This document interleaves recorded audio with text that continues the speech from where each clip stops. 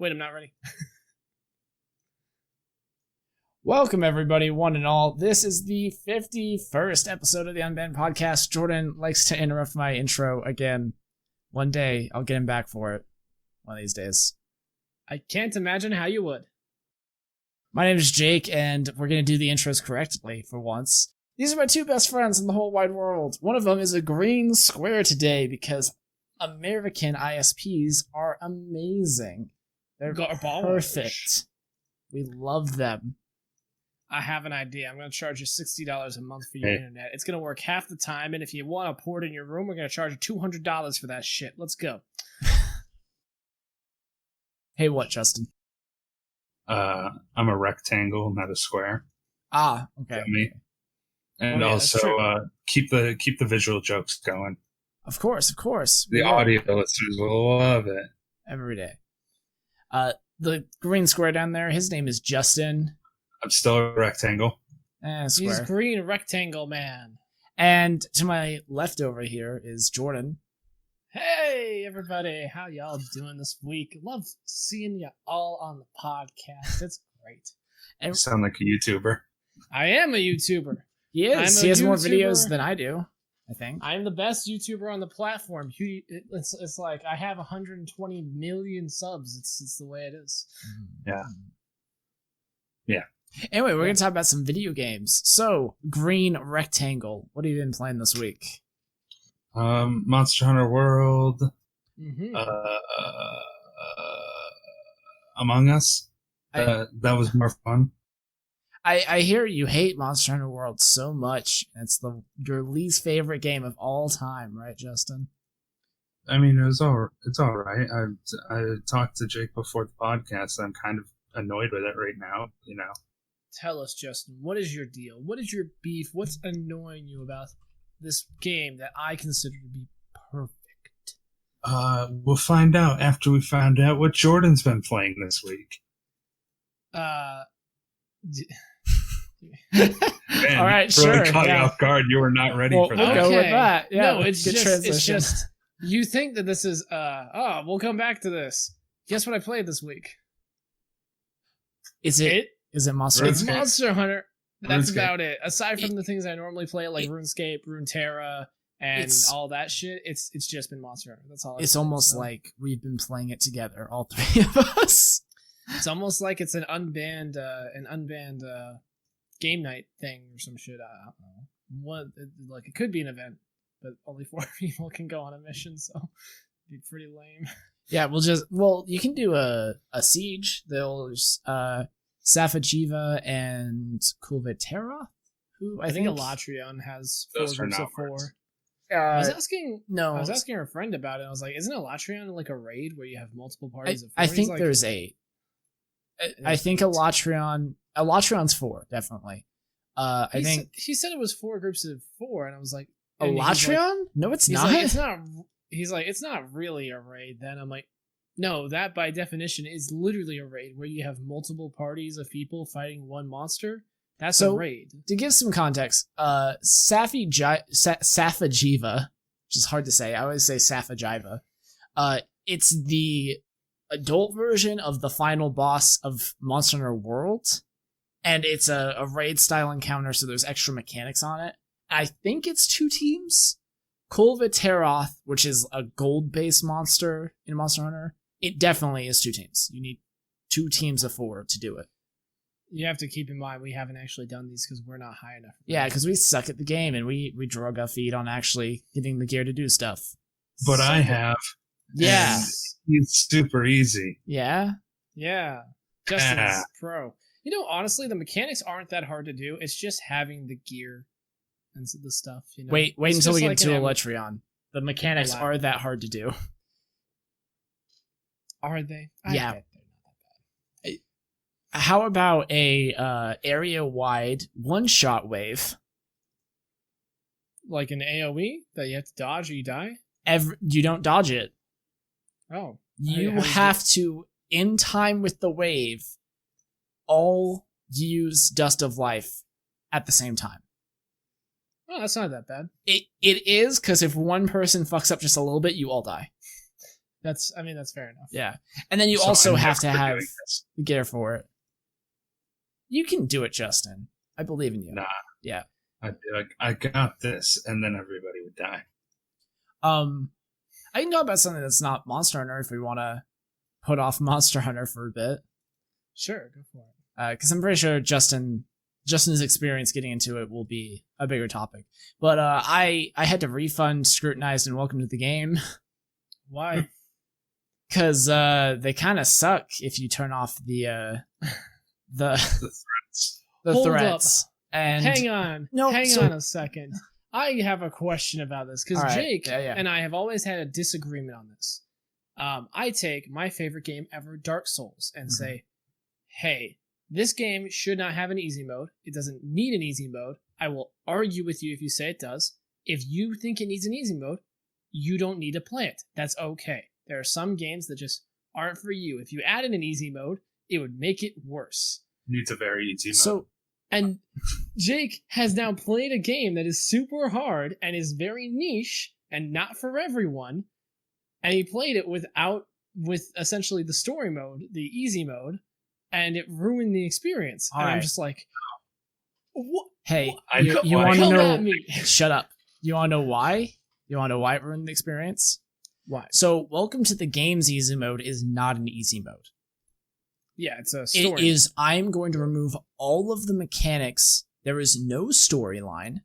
It's browser. It's browser mode. It is browse the dark web mode. Oh, and the entire time, there is a baby icon in the bottom left of your screen.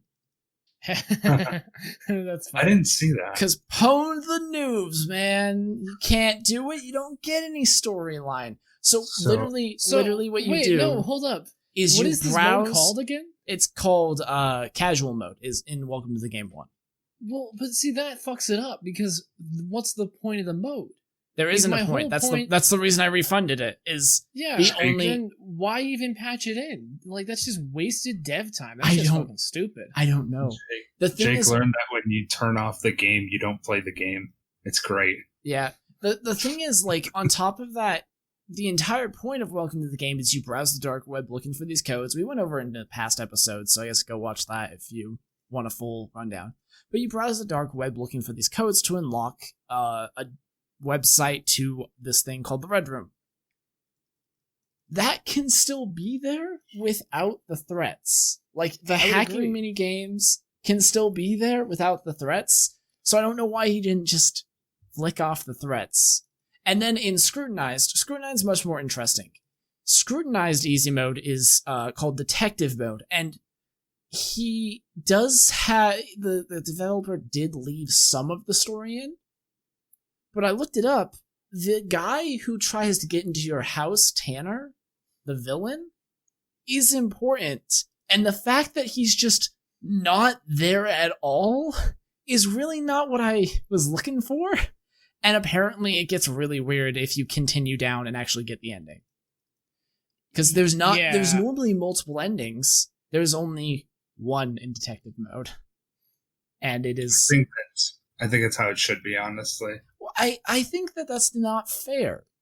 So if you're not going to do an easy mode, that's fine. Just don't do an easy mode. But if you're going to do an easy mode, let people experience all the content, because it defeats the purpose of doing easy mode. Don't do this crap where it's like if it's a joke ending, like I think it was Silent Hill 2 has a lot of endings that are not serious, and you get them by doing like the hard mode, that's fine, whatever. But if it's like a storyline ending thing... Welcome to the Game 2 has a joke ending, actually, when you beat the hard mode. Yeah, you have to beat the hardest mode to get the joke ending, and the joke ending is really stupid, by the way. Yeah, it's like... It's not worth it. I've seen It's it. like It's really bad. Yeah, It's like a 10-year-old's brain, Yeah. epic gamer lols, man. basically. Yeah. Essentially, yeah. So I'm against I'm against the idea that every game needs an easy mode, but I agree. If you're going to do it, at least just let people play the game how they want. It's not that bad. The reason why I don't want Dark Souls to ever have an easy mode is because the game was just never designed with one in mind, so you would have to make serious concessions in the game to make it work. I think that something like what Darkest Dungeon has would be an interesting thing for Dark Souls to look at, Where What's it's Darkest Dungeons do? So Do they turn off permadeath or? Yeah, you can turn off permadeath, you can turn off corpses blocking your way, you can turn off the random events like heart attacks. Mhm. Darkest Dungeon, they added a thing where if your stress level goes above normal, you have a chance of your character just having a heart attack in the middle of a dungeon and just dying out of nowhere. I'll be honest, I have not finished Darkest Dungeon. Do you know why? Did that happen? I got to the last level of the Darkest Dungeon. And his character had a stroke. Before the boss, and RNG fucked me, and I lost all of my high level units. All of my dream team that was gonna finally win me the game, all dead. I sent in the second dream team. All RNG fucked me again, all dead. I'm just like, I understand this is part of this game, but I gotta go take a break for a bit, and I never went back. One of these days I'll go back and I'll train up another dream team. But the main problem actually with that was not losing my team that upset me. It's the 10 hours of grinding I'll have to do to get them all back that I refuse to do at this point. Yeah, it's not dying and losing them all that I'm upset about. It's I don't want to go grind through the early levels again to get back to the Darkest Dungeon. That's going to take so long. There's so many games I could play in that time. Yeah, I feel like difficulty as well. It's nice to punish people with like losing small amounts of time. Welcome to the Game 1 does this. If you lose one of the hacking mini games, it'll wipe out your progress and make you have to go find the codes again. That's fair. Just I don't see a problem with that. Yeah. Yeah, you're talking about like heart attack thing and everything. Makes me just want an Eternal Darkness remake. Ooh, Eternal Darkness is really cool. I've never played it, but just seeing the ideas of it is so cool.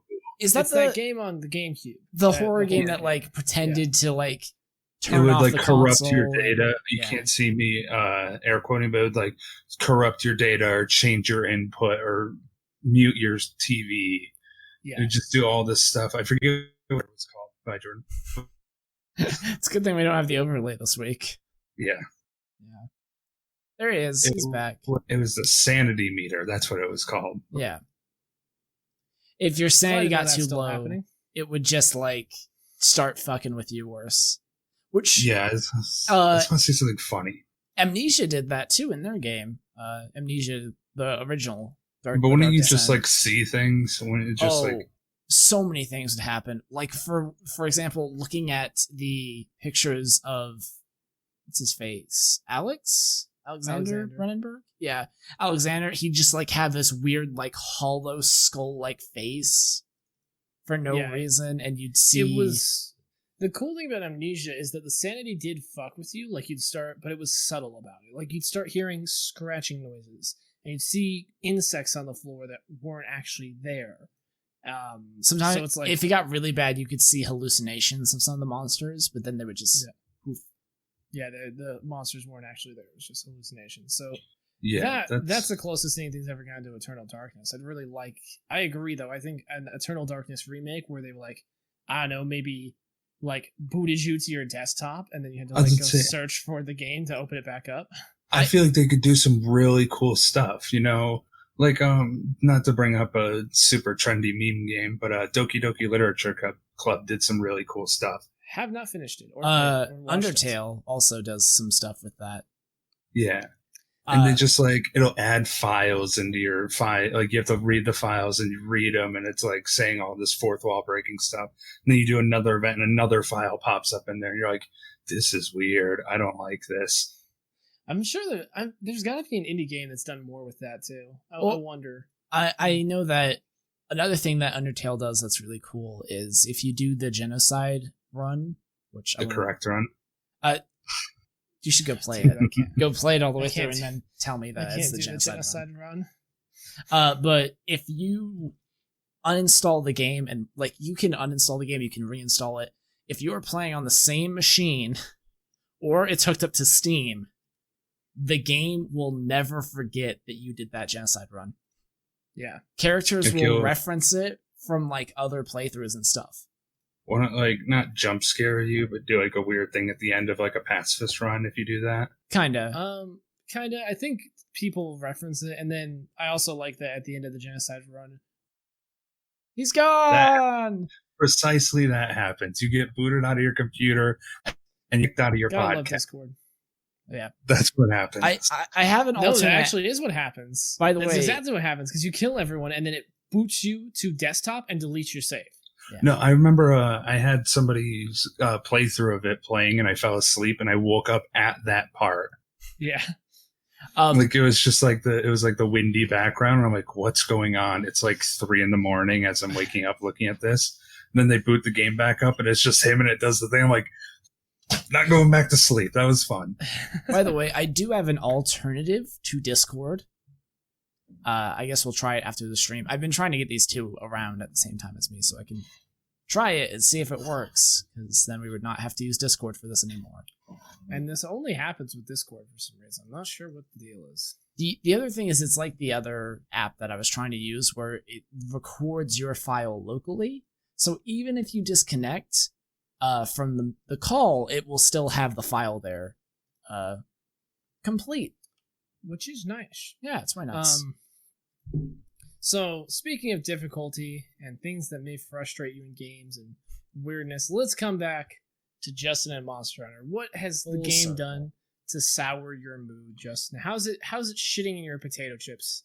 It's shitting in everything. It's shitting in my PC. I can smell it. Hold on. It's terrible. Let me caveat this with something really quick. So for anyone who's played Monster Hunter, he just barely got to Elder's Recess. So he just barely hit high rank stuff. Mm-hmm. All right, continue, Justin. So I'm fighting the Sanic monster. Was it Durgon? It's Uragon. Uragon, that's right. Yeah, it's Sonic. The bone Tari one that rolls. Yeah, the one with the strong chin. It doesn't look anything like Sonic. No, he does the roll like Sonic. Okay. All right, continue. He's an armadillo, motherfucker. Nah. Hedgehogs don't even do that in nature. They roll up, but they don't fucking spin. Armadillos roll around. Okay, so I'm fighting this guy. It's an expedition, by the way. I had to explain this to Jake because I didn't, and it made it sound like it was fake. Doing an expedition, and I have to fight, or I don't have to fight this, but I'm like, it's here. It's going to chase me no matter what. So I'm going to kill this mofo. And that mofo is Jordan. I just killed him. Stop killing Jordan. If you turn off... I fight the guy for, I'd say, about 40-45 minutes. I've been fighting this guy. And he leads me down a cave. He keeps leading me further and further into caves and into like what looked like a volcano. Right, yeah. And then all of a sudden, as I'm fighting him, I'm trying to make make some distance between us. And another cutscene starts. And I'm like, excuse me, what's going on? By the way, I got a cutscene for Uragon. Yes. So another one starts. I don't remember the name of this guy because I was freaking out. I'm like, I have to fight 2 people at once now. Mm-hmm, mm-hmm. Oh, and Justin. The cutscene ends. And guess who's not there anymore? The guy I've been fighting for 45 minutes. Okay, so he just disappears off the face of the planet. And now I have to fight this lizard idiot with this fat lizard idiot. Fat lizard idiot. Which monster did you fight? He's a fat lizard. He's literally nothing else. I also don't... Dude, Fat Lizard describes 90% of the monsters in Monster Hunter. It doesn't... I didn't say Fat Lizard Dragon. I'm pretty sure it's a Dodogama. Dodogama. Yeah, Dodogama. Wait. It's a... I don't know. Monster Hunter... You can look it up if you want, but alright, so let me so pause for a second. So I thought this was the case, because I vaguely remember it now that you've told me more about the quest. Justin, do you know what the objective that you were given for this mission is? It was to find everything. Yeah, I wanted to kill it. 3 new monsters. It says explore all the monsters. It doesn't say kill the monsters. It says I know. Find the monsters. You're not supposed to kill the spinny bone dude. I don't care. I wanted to kill him. You can do whatever you want, but I'm telling you that's the reason. It's like... Yes, but here's the thing. Have you ever done something and the game's like, nope, bye, and just rips it from your hands. Have you ever been fighting a boss in a game and then a character walks and was like, sup, by the way, he's gone? Many times. It's annoying. It's not annoying to me. A lot of the time, I will do it in a game, and it's usually done in Japanese RPGs, and I'm like, wow, this fucker is hard. Why is this fucker so hard? Oh, I'm not supposed to beat him. I'm just supposed to hold out against him. And the only time I've ever been mad about it is when the game doesn't tell me what I'm supposed to be doing, so I'm like using all my elixirs and shit. But here's the thing, that's what I'm telling you, is the game told you what to do, and you ignored it.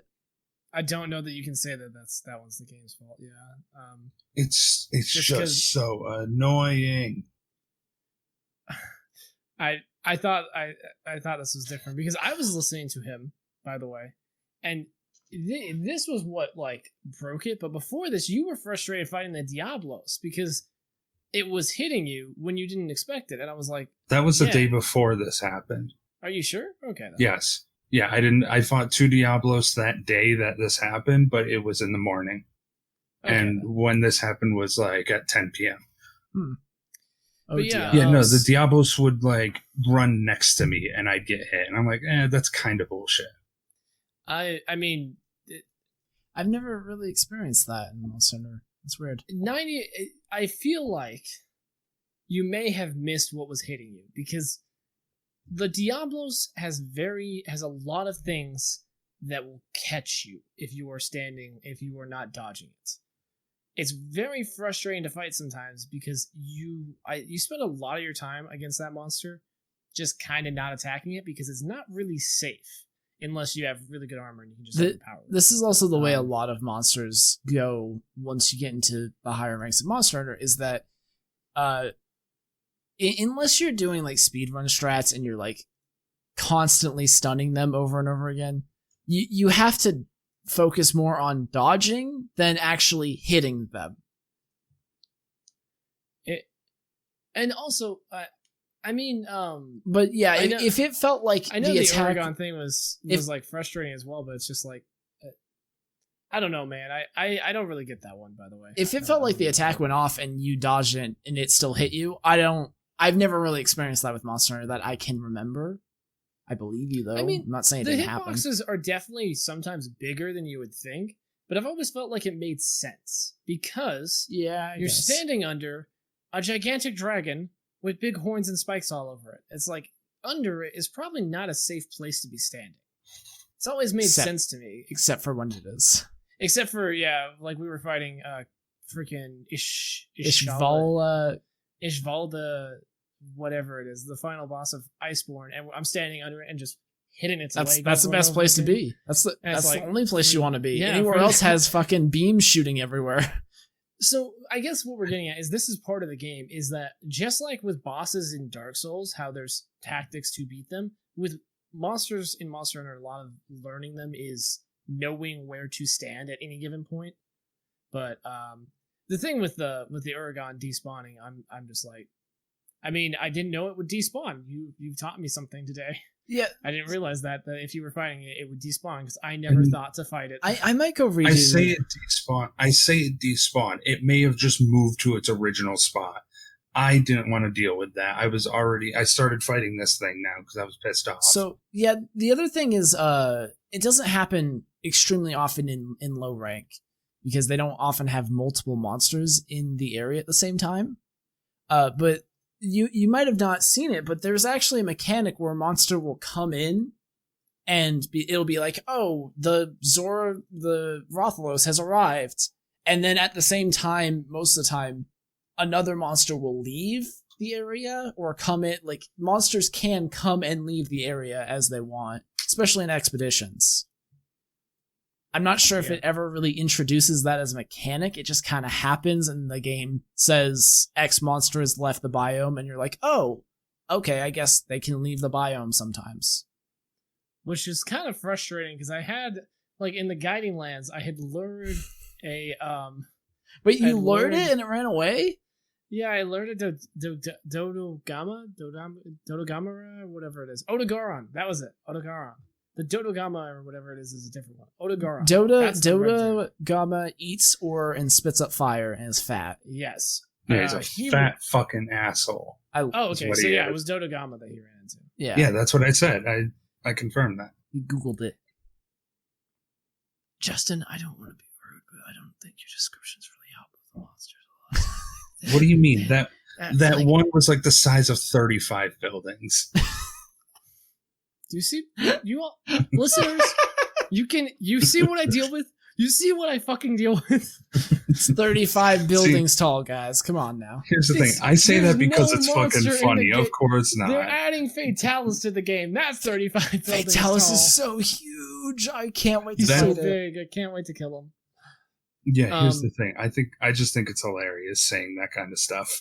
I know, especially since you guys are like, you're not helping, and I'm like, this thing that frustrates me is that we understand you're joking, and then we go, okay, we get that you're joking, but really, what's it look like? And you're like, it's 35 stories tall. I'm like, 80 buildings. Would you just describe it? Here's the thing. When I do describe it, you guys go, that's not a good description. I'm like, it's the big four-headed fuck with the spikes on his back. That's every monster. Like 90% of monsters in Monster Hunter. That's every last one of them has a big forehead and spikes. No, none of them have a big forehead other than the Barrett that I've seen so far. That guy's got a fucking 18 head. Rathalos has big-ass crest on its forehead with spikes on it. Yeah, that's not Diablos a forehead. has big-ass horns on its forehead. Those are horns, not forehead, you dumb fuck. But they're on its forehead. It's on the front of its head. It's like Do you not understand how I might be a little confused when you say it's a thing with a big forehead? That gives me nothing. No, it doesn't, because you're saying things attached to the forehead. I'm saying the forehead. You don't say like what color it is or what area you're in or what it does. You're just like, it's got a big fucking forehead, dude. What are you? I don't say Jake has a big forehead because he has long hair. I say he has long hair. Also, hold up. Hey guys, did you know that Twitch added unbanned requests? That's cool.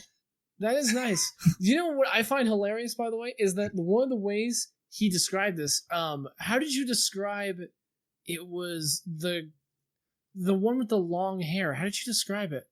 What? You said the one with like you said like the one with like a punk rock haircut. I was like, oh, the emo cut, yeah. Yeah, it doesn't have an emo cut. It has fucking dreadlocks. If I were to describe that hair color, I would not say an emo cut. What I have. People who are on the audio cast, I'm sorry. No, this is an emo cut. That's like an emo cut, yeah. This is an emo cut.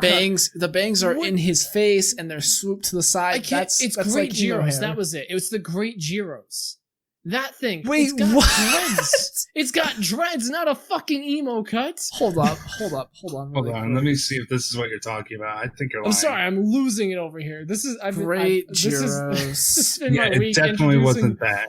It definitely wasn't that. You were spitting shit there. Hold on. You mean Jagras?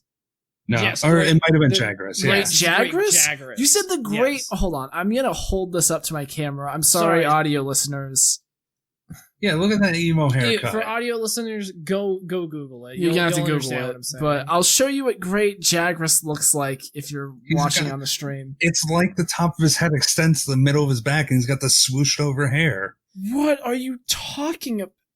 Justin, do you need glasses, man? Like, I don't understand. What the Hold on, I'm getting this. I'm getting this. Hold on. Those are definitely not dreadlocks. Those are definitely not dreadlocks. They look like dreadlocks. They do. Nah. Great Jagras, if you're listening or watching to this, and tell me he doesn't look like he has dreadlocks. It's a lizard. He's got little tentacles. It doesn't even have... So tough. What else can we talk about? I'm done with this conversation. Jake can't see it. Jake can't see it, but I'm sending in the Discord this picture of it. It looks so freaking new emo hair. Like, I feel like you and I have very drastically different versions. He looks like he has hair. I don't know why you're like, it's a lizard, it doesn't have hair. Of fucking course it doesn't have hair. He looks like a SoundCloud rapper. He does not look like he has emo hair. Anyway, that's the same thing. Anyway, I would describe it as a big yellow lizard. And one of the first things it does is eat something and get really fat. So, the fat yellow lizard would probably be a better way of just... But whatever. No, he just gets a big throat. He gets the frog ribbit thingy. That's not fat. His belly doesn't get fat. His neck gets fat. It's literally his fucking stomach. It's literally just gullet, you just shit. eat something, and he's like, no, that's his frog throat. Let's move on. What else we fucking got? I can't. No. Hold up. I was gonna move on, but I'm just gonna describe. Okay, so Rathalos, it's the guy with the giant it's mohawk with hair, the claws on his arms, and he's got claws on his tail, and yeah. Here's the thing. I usually describe their head in some kind of way. These guys are like, it's the one with the foot. Justin's like, has a head? Is this a monster? Is this a monster? You're gonna Rocky Dios is gonna be like, that's his stomach. Rocky Dios, he's gonna be like, is it the Rocky run? It's the Rocky one, and we're like, wait, yeah, no, like that Zora is Magdaros? literally its stomach. The whole that's its throat leading down to its stomach. It is its throat. All right, but it's its stomach. Stop. The summary is that Justin gets frustrated at Monster Hunter, and we kind of don't understand why. If you understand why, put it in my chat right now for life. Put it in the comment section. Send me a DM on Twitter. I don't care. You give me your information. I want to relate to this guy. I just want to. So this is the thing: is I was like, I feel like there's going to be some things about this experience that will frustrate him. That was one I never would have guessed because I never ran into this. Wait, which one? The thing that actually upset you, where you were fighting the Oregon and it despawned after you fought it for 20 minutes. Again, the game told you not to do that. Went and just chucked them to a different area. I don't know. So, like I said, the monsters can leave the biome, and I don't remember. It's been a long time since I played this mission. Maybe I'll go back and confirm this, but I'm pretty sure you see the Oregon, and if you don't touch it, it leaves, and I'm not joking. I think it leaves the biome in a minute. I think it just I think goes. It went after me. I don't remember. Yeah, hey, here's the thing. It was a 40-minute fight ago, and I'm not really in the mood to remembering how it started. So do you want to play Dark Souls next after we're done getting you through Monster Hunter? Look, that game's not as hard as people say. It's not. No, it's really not. isn't. I agree. I think if you, especially one of my favorite examples of, it's actually from Demon Souls, not Dark Souls, but basically the same dev team, just a little bit apart.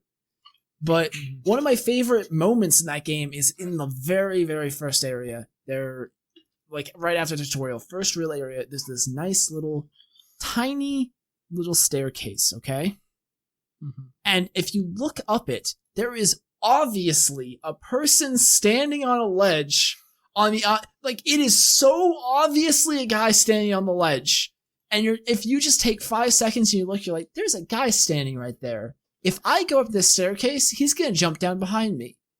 But I've watched so many people who are just gung ho and they're like, I'm a knight, I'm gonna go stab some people, and they get stabbed in the back by this guy every single time. And it's funny to me. You know what I find hilarious about that is that there are so many points in Dark Souls when I've watched playthroughs of it where people fall for traps. And the game, in the first fucking level, in the asylum, shows you that your enemies will set up traps. As you are heading towards the final area, there's an enemy that turns and runs away from you. He is the first enemy to do this in the game. No enemy has done this up to this point. And if you follow him, 3 dudes stab you. And then the next time the game does this, an enemy runs away from you, despite all the other enemies not doing it. And then I've watched so many people just who cannot recognize patterns. It's like the first time it happens, it's like game. Yeah, the first time you might get stabbed. It's like, oh, that's a teaching moment. I learned something. The second time, it's like, oh, okay, so this is a pattern. This is a thing I have to learn. This is going to happen through the whole game. And then if people fall for it the third time, I'm like, you're just not paying attention. You need to wake up. I'm just like. Okay, are they isolated moments every time? It's literally the same. In the 3 instances I'm thinking of, it's literally the same enemy. It is the same make model. a video on how fucking good the Dark Souls Asylum is at teaching you how the game works and tossing you into the world. Because it is so good. It shows you right off the bat, this is a game where you need to be aware of your surroundings. Everything is out to kill you, and it can. And if you take your time and plan, it won't get the chance to. But if you run in, you're gonna get hit by a big ass boulder that someone just rolled down the stairs at you. So, Jake, you never answered my question. Right. Are they isolated? Are they isolated moments? Like the first time you see a guy running away from you, is it just that guy? Yes, and that's just that guy. Right, Although the this does second happen time- later, where like enemies will just back up and try So- to lure you into traps. So you're trying to say, is it like isolated, like it looks the same, or like it's different? Or like, instances? are you in a moment where you could be, thinking about other stuff, like you're in a fight or something, Not typically. and this guy runs away? Okay, that's what I was wondering. It is technically possible, and you'll see this if you ever watch a speedrun of Dark Souls. You can run past literally every enemy, and they will trail after you and try to follow you. Unless you're doing that, it's not really easy to... Like, that's kind of the thing, is like, the first level of Dark Souls, it kind of leads you into this, like... we always get on Dark Souls, by the way, because we love Dark Souls here. I love Dark Souls. Favorite game. But, or at least me and Jordan do. But the thing is, like, the game really is kind of crafted to make you not miss a lot of these things. You can miss them. It is possible, of course, because the game allows you that freedom to move around how you want. But it's not like Call of Duty where it's like, grab your camera, shove it over here. Here's this thing. You need to pay attention to this thing. But for the most part, if you're moving slowly and looking around, you won't miss these things. Well, I mean, if you want to talk about, if you want a crash course in what we're talking about, by the way, go watch the video Sequelitis on Mega Man X by Ego Raptor. See, that's literally what I was thinking of when you were talking about. He shows off exactly the same type of game design, where they set up situations where you have to pay attention, otherwise, and learn the lessons that it's showing you. Oh, I could also make a fucking video just like that, comparing Dark Souls first area to Dark Souls 2's first area. Yeah, it's not as good. Yeah, it's not as good. Well, I think we got like 10, 15 minutes left. Anyone else got any new topics? Any cool things happening? I just hit level 96 range. Oh, that's cool. You hit 96 range on 3 to go. RuneScape. Very nice. Almost to that 99. Woo! Okay. I don't know. Me and Justin were talking about something the other day. Justin, you remember what the topic we had was? I can't remember. Oh, I do. We were talking about like accessibility in games because I was looking at the notes for Among Us, like the developers' notes that they released, and I was looking through and I noticed something that was like really obvious, but didn't stick out to me because it doesn't apply to me, and that was colorblind support. Oh, yeah. And I was on this train too because I watched a video from a popular Minecraft YouTuber named George Not Found, who is colorblind, and they never realized that he and his friends who he makes YouTube videos with, they would play Bed Wars where you have to capture different bases and like fight people in Minecraft, right? And the beds are colored, and they noticed this thing that George would always go to the wrong fucking base. It's because the two of the beds are green and yellow. He literally can't see the colors. They're just and they look the same to him, basically. Yeah, and they had a video where they got him the colorblind correction glasses, and he saw these colors for the first time, and it was amazing. They were doing it in Minecraft, and they also had one where they modded the game so they could see things the way he saw them, and it was just like, dude, people who play games like this, I don't understand how they do it. It is insane. I remember a long time ago, back in high school, we used to do theater in high school, and we were backstage we were doing production that didn't have a lot of backstage tech work. We weren't moving lots of stuff. So I had lots of downtime to play Peggle on my phone. And I remember I went over to our tech director, who was also a student like us. Everyone was like 16. I'm like, hey, do you want to play Peggle? And he's like, yeah, sure. And he starts working on it. I'm like, oh yeah, you're colorblind. Does this make sense to you at all? Because if you've never played Peggle, the entire point of the game is to hit these purple pegs. And he's like, dude, I don't know. Like, I see the pegs, but which ones are the purple ones? And I'm like, hold on, it has a colorblind mode. I turn it on, and you think that like all the purple pegs you're supposed to be hitting would get like a symbol or something. No, it marked random pegs with symbols. It was the most worthless colorblind mode I've ever seen in my entire life. I'm like, I'm sorry, dude. Here, I don't know how to help you. I'm sorry, man. Yeah, it just made me think like, oh my god, imagine being colorblind and trying to play Among Us, where you're like, red's looking sus, and you're like, who? Who's which one's that color? What? There's gray 13 times. Yeah, So- and then yeah. Oh, and this got me on a tangent, by the way, of like I started thinking about how could games design with people who are colorblind in mind, because in games, you know, they just do red and blue, right? For like color, for like teams, right? Yeah. And then you've got like, I think this might be, I mean, partially why CSGO is so popular is like, imagine instead of red and blue, you have CT and T, because where they look completely different. So there's no way that someone who's colorblind can get them mixed up. And I'm like, so like elves and orcs, where they are just functionally different. Yeah, the silhouette's completely different. Call of Duty would do that, where you'd get like these American soldiers, and then people. How do I describe it without being insensitive? You know what I mean. I just say T and CT. Yeah, they're like attacker and defender. But they're different models. Yes. Yeah, and I realize that's a good thing to have in games in general. Just even if you're not as a colorblind mode, because the different silhouettes make it so much easier to figure out who's on your team and who's not. And I was like, why don't games do that more? Obviously, it takes more effort, is why. But I think it's something that a lot of games should do, because it probably just makes your multiplayer that much easier to play. Well, this is something that I've talked about it, I think, twice on the cast so far, where one of the reasons I'm so for like easy modes for games is because not everyone plays games in the same way. Maybe someone has a visual impairment where they still enjoy playing games they can still see, but maybe it makes their reaction time not as good. Maybe they are missing a limb and they can play the game on the controller. They figured that part out, but they can't react as fast as someone else, or they'll take more damage in a level. That's part of the reason I'm so for easy mode in games and like adjustable difficulty settings, is because of things like that. Because I don't have any disabilities, but I am the type of person who, when I buy a game and if it doesn't fit what I want it to be and I have those options, I use them. Because I spent $25 on your game, I want to play it. I honestly, so you said, what was the game that you could like change earlier? I can't remember. You mentioned Darkest Dungeon has it. Darkest Dungeon Celeste has it. Yeah, so I honestly kind of like that, because like I looked at Among Us and I feel like part of the reason why Among Us got so popular is it has so many options. Yeah. You can change whatever you want in that game to fit what type of group you have.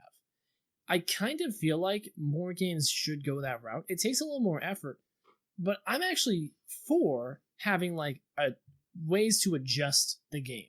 Not necessarily an easy mode, but in Darkest Dungeon you can make it so that permadeath is no longer a thing. That I'm kind of down for, because it gives you different ways to play the game, which makes it more fun.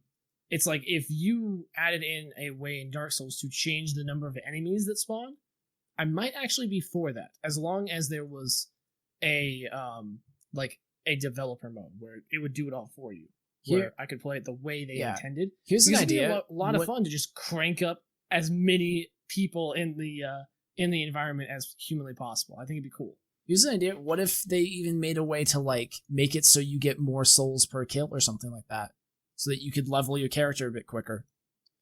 I don't know that I would like that, because PvP exists. I know, but exempt that person from PvP or something. Make it so you have to play on offline mode to do that. Yeah, you'd probably have to do that.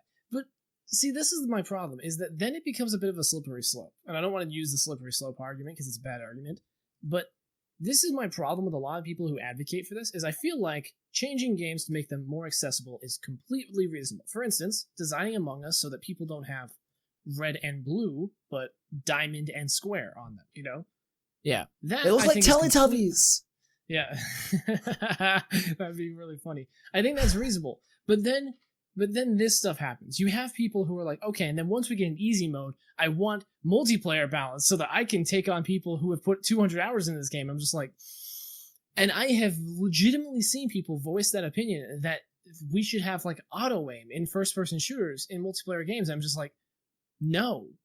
Yeah, to make it even. And I get the argument. I understand the want to be there, I think systems like League of Legends bots, Fortnite's bots, even though they are kind of not really advertised as being bots, but that sort of setup where people who are not as good at the game can have a competitive experience that's maybe not the same as an actual competitive experience, but you still kind of get that taste. Yeah. Because, I mean, I play a lot of fighting games, and I basically never play online past like a few matches because I'm not good enough, but I really enjoy playing arcade and stuff like that. And there's not really an option for a lot of first-person shooters to do that. Like CSGO, you can play with bots. It's not very fun, but it's there. So I don't want to. I realize the way that I'm going to say this is going to sound like J. Allen Brack when he was like, "You think you want it, but you don't." Oh, the guy he was referencing classic WoW, by the way, which they eventually ended up doing, as you probably know. Yeah. I just wonder how much of people's experience you're ruining, because people don't want. I feel like people say one thing, which is, I want games to be made accessible for me a lot easier so that I can experience the same thing that other people are. And I think the reality is that with Dark Souls PvP, you're never gonna experience the same thing that I will, where I'm good at the game, so I get invaded and I fight the dude off and I get this badass moment where I managed to triumph over this dude who was trying to come in and shank me, right? It's like, unless you put in the time, unfortunately, you just won't experience that same thing. And I think that's okay. I think having accessibility and having easy modes in games is cool, but I think trying to make it so everyone has the same experience with games will kill the experience of a good game. And that I think is the problem. I'm going to disagree with that. There are two great examples of a game that makes it easier for people who struggle with it, but make it harder for people who are good at it. Mm-hmm. And that is Resident Evil 4 and Resident Evil 2 Remake. Because of two words: adaptive difficulty. I know, but that's not a PvP game as well. But I mean, fair understand enough. that, but I mean... But the other thing is the adaptive difficulty in those games are done so well, you don't notice it. Most people didn't even know Resident Evil 4 had it. And that's what Jake was saying with the Fortnite thing. A lot of people didn't know that Fortnite was putting bots in players' games for a while. Because they did it very subtly. And that's the thing is, I think that this argument does change when you're playing with other people. My argument for easy mode, for all that, it's pretty much limited to single-player games. I think that having bots and stuff like that in multiplayer games is important, and that there's a reason why a lot of people were very upset at Call of Duty suggesting that they take out the single-player modes, for example. Because some people don't play the multiplayer. That's not what they want. They want the Call of Duty shooter experience, but they don't want to deal with other people.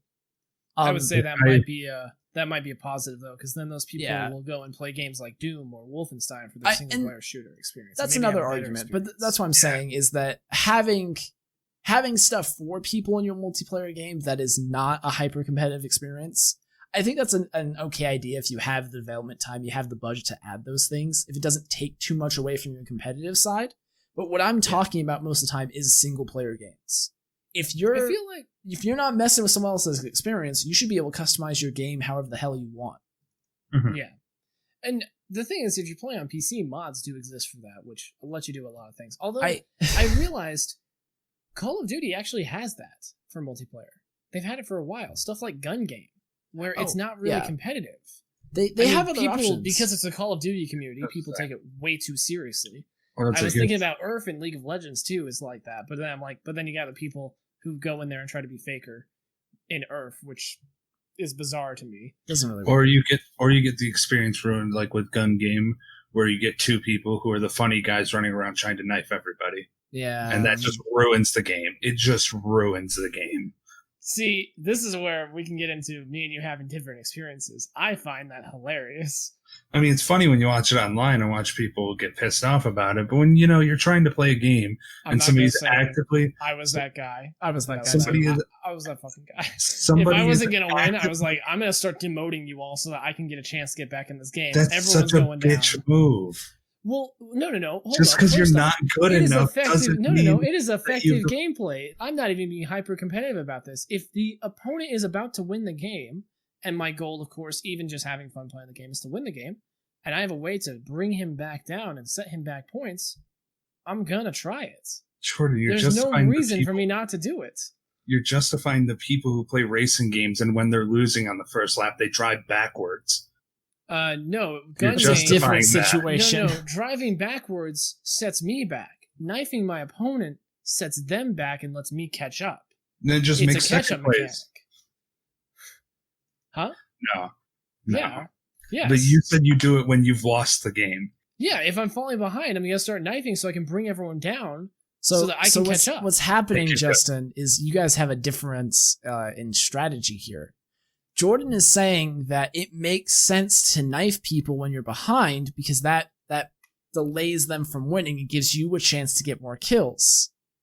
Yes. You're saying that we should ignore that mechanic that was included in the game entirely because it is, quote, a bitch move. Yes. I don't really agree with that. You're stopping one person from winning and letting the other 6 people get closer to winning. Unless every single person who's behind realizes this is the most effective strategy and does this. In which case, you're playing a try-hard lobby. Back. You're playing a try-hard lobby at that point, then. I don't think that's even trying hard. I think that's just the game has a built-in catch-up mechanic. Listen, I'm going to use it, and it's fun to try to run around and catch people with my knife as they're trying to shoot me. I'll be honest with you guys. I'm pretty non-sweaty Call of Duty player. I don't really care that much about that game. I don't think I've ever played that game and not been surrounded by sweaty tryhards in every single lobby. Everyone takes that game so seriously. My KD, though. My KD! This camping dude, he ruined my KD this game. I was going to get 10-1. All I'm saying is I think that shouldn't be a thing in a gun game. But why? I don't even know why we got on that point. But why did we ever go anywhere on this podcast? It's just, this is a journey. We don't. We're in our house. We're in our home. Because it's fun. Yeah. Well, to sum up. Can that be... Hey, wait. Can that be our slogan for the podcast? Is the Unbanned Podcast. We do that because it's fun. I think our slogan should be, how did we get on the subject again? I don't know. Yeah. Maybe we should be the How Did We Get on This Subject Again podcast. That's rebrand. Dude, rebrand. Speaking, I don't want to name drop another podcast, but I'm so envious of the Please Stop Talking podcast. They're so good, though. That name fucking, it's perfect. It's fantastic. See, it's what Jake and Jordan would name my podcast. No, we call that one the Shut the Fuck Up Justin podcast. Damn. Okay. We wouldn't beat around the bush with it. No. I'm just like kidding, quit doing a podcast. If you stop talking, Justin, I have to talk a whole lot more. So I'm very thankful you're here. Your opinions are valued, although I may possibly disagree. Your opinions are valued. Let's rewind 2 minutes to when you're like, Justin, you're wrong. I mean, I don't know, man. We have a difference in strategy and gun game. Clearly, one of us is having more fun than the other, though. And all right. I have fun as long as everybody's playing the objective, is all I'm saying. All right, Green Rectangle. Are you doing anything fun this week on your channels? No, I'm a square. I'm going to kick you from this call now. All right, tell people what you're up to. A square is a rectangle. A rectangle is not a square. Shut up, Jordan. I just bought F1 2020, so I'll probably play that more. All right, cool. F1. Just so I don't have to play Monster Hunter World. We're making you after this podcast. Jordan, what are you doing this week? Anything cool happening? Getting interrupted by Justin. Unless I don't talk, and then you can't interrupt me. Hey, Jordan, get fucked. The game was raised from the start. Why are you being so rude to me? Anyway, I'm going to be streaming this week, as I do. I actually took a couple days off last week. I just could not make myself boot up the stream. But this week, I'm reinvigorated. I'm back. I'm also going to be uploading... Oh, that's the worst time for that to happen, man. You got some good timing. We appreciate your help here. It just never comes back. I'm going to be uploading the Discord sucks video this week. The fuck Discord video. The Discord can suck my... But anyway, we're going to be making some videos. I've still got my RuneScape stuff going. Maybe I'll do some stuff on some other stuff. I kind of want to make a Magic video because I feel like some shit happened in Magic this week, and I want to. We didn't talk about it because it was actually my request where I'm not going to go into it because it's the end of the show and we don't want to talk too much about Magic the Gathering. We're getting away from it. They announced a product. This product has actually convinced me to never play the game again. Unless they start walking it back right now, I'm quit. I'm never going back. I just don't care anymore. And I literally messaged these guys and said, we're not talking about Magic. If anyone brings up Magic in the next couple of weeks on the podcast, I'm just going to not talk for that whole segment because I'll get too mad. So you'll be me? No one wants to see me as mad as it will make me. Let's put it that way. Like, we get angry on the show. We don't get that angry. I think we make jokes because I'm not really angry with Justin. I just am. I liked our heated argument about emo hair in his throat, not his stomach. I compared what Wizards of the Coast did to the boys ads in UFC. It's kind of like that. It makes me that upset. Yeah. Let's make a video. Anyway, let's rant and get our angst out. Maybe we'll make a video on it. Probably not. But anyway, I'm going to be doing streaming again. I am currently trying to get 100 million gold on RuneScape. And I'm about to get another 99. And that's basically all I've been doing. I have been playing Monster Hunter. I am sad because I won't be able to play Fatalis when it comes out tomorrow. But maybe we'll stream some of that too. Yeah, we need to play more. You losers. It takes a long time to get the number of master ranks that you need to unlock Fatalis, though. I think you have to be master rank 100. I'm currently like 44, and I've played the game 100 hours, so that tells you how long it takes. Yeah, it's a long time commitment. And yeah, that's the whole episode. We'll see you guys next week. If you liked what you saw here tonight, you can head over to patreon.com/unbannedcast. Throw us $1. You can come hang out in our Discord server. It's a public Discord server, but if you throw some money on Patreon, you get access to some special lobbies with us in them. Play some games with you from time to time. I've been Jake the Jackal, your host. We're on my Twitch channel. If you're watching it live, you should come follow. This is dubious_Justin everywhere. Oh, look, his camera's on. He did it. He figured it out. He's so bright. He's scary for Halloween. I'm disable this. Hold on. Disable video. All right. And then over here on my left, this is It Fox? It's a question. Is it Fox? Go follow him on Twitch, Twitter, YouTube, everywhere. That makes great stuff. We'll see you all next week. Thanks for coming. Thank you so much. Love you guys. Bye-bye. Thank you, everybody. Bye. Resident Evil 6 is the greatest game ever. Bye. Resident Evil 4 is better.